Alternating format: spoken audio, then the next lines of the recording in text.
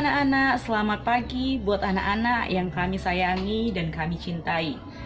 Adapun pembelajaran kita hari ini melalui daring online. Oke anak-anak, kita akan membahas mengenai pertama, apa sih yang dimaksud dengan kelompok sosial tersebut?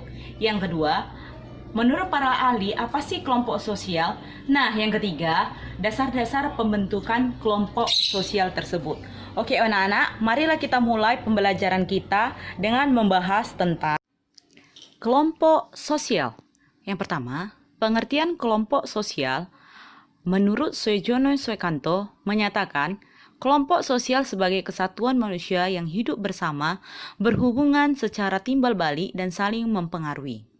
Yang kedua, menurut Hendro Puspito menyatakan kelompok sosial sebagai suatu kumpulan nyata, teratur, dan tetap dari sejumlah individu yang melakukan peran-perannya yang saling berkaitan guna mencapai tujuan bersama. Nah, yang ketiga, menurut George Homans mengatakan kelompok sosial sebagai sekumpulan individu yang melakukan kegiatan bersama, saling berinteraksi, dan terorganisasi. Dalam pembentukan kelompok sosial tersebut harus memenuhi persyaratan, diantaranya adalah sebagai berikut. Yang pertama, adanya kesadaran sebagai bagian dari kelompok yang bersangkutan.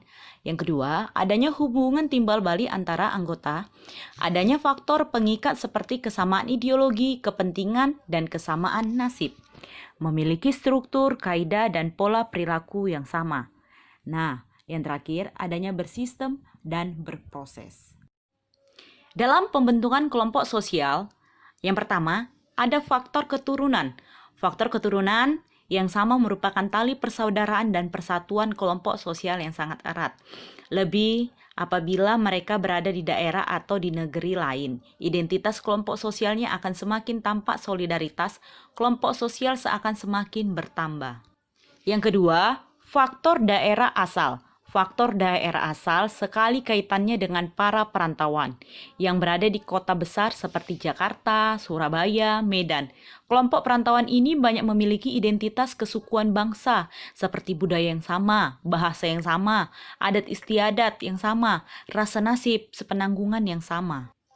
Nah, dan yang ketiga, faktor geografis. Faktor geografis atau lingkungan alam, terutama yang arealnya relatif terbatas, menyebabkan terjadinya kontak dan komunitas sosial yang sama, di antaranya anggota-anggota masyarakat.